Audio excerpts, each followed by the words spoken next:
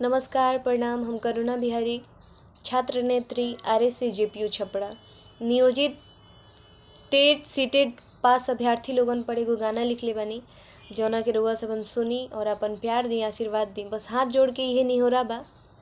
तो आई सबन हमार गाना सुनी। हमरा बुझाता बबुआ नियोजित होई है, बिहार में रह के शोषित होई है हो।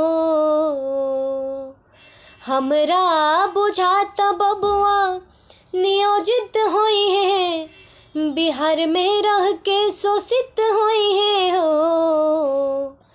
नानाओं से ऊपर इत राज्य कर्मी होई है, जरूरे धरना कर्मी होई है हो।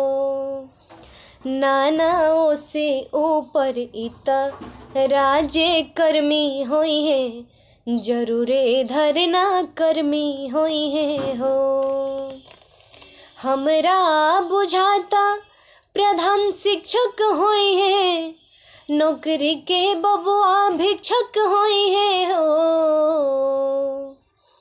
हमरा बुझाता प्रधान शिक्षक होई है, नौकरी के बबुआ भिक्षक होई है हो। जब जन्म बा बिहार में तब बेरोजगारे रही है, 40 साल कुंवारे रही है हो। जब जन्म बा बिहार में बेरोजगारे रही है, अरे 40 साल कुंवारे रही है हो। कि देत देत परीक्षा अपसेट रही है, अरे कैंसिल पेपर देत रही है हो। कि देत देत परीक्षा अपसेट रही है, अरे कैंसिल पेपर देत रही है हो। UPSC BPSC बबुआ देबे करी है, त काहे बबुआ शिक्षक होई है हो।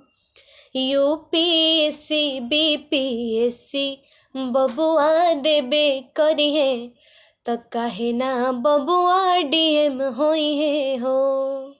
काहे ना बबुआ DM होई है हो। धन्यवाद।